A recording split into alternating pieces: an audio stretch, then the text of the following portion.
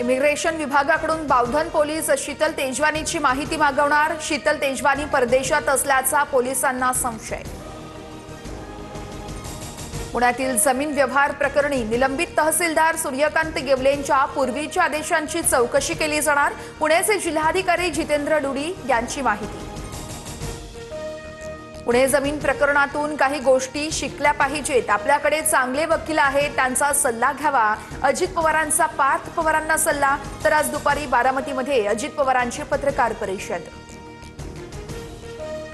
जमिनीचा व्यवहार करणाऱ्यांवर गुन्हा दाखल, कारवाई नियमानुसारच। कुणालाही वाचवण्याचा आमचा प्रयत्न नाही। पार्थ पवारांवर गुन्हा दाखल न करण्याबाबत फडणवीसांची स्पष्टोक्ती।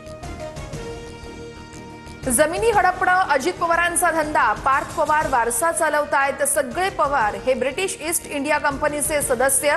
पार्थ पवार जमीन व्यवहार प्रकरणावरून लक्ष्मण हाकेंची अजित पवारांवर टीका।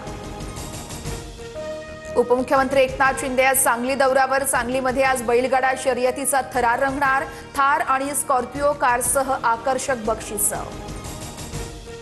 पालिका निवडणुकीच्या रणनीती संदर्भात आज राज ठाकरेंची बैठक। मनसे नेते, मुंबई अध्यक्ष आणि उपाध्यक्षांसह शहर अध्यक्षही उपस्थित राहणार।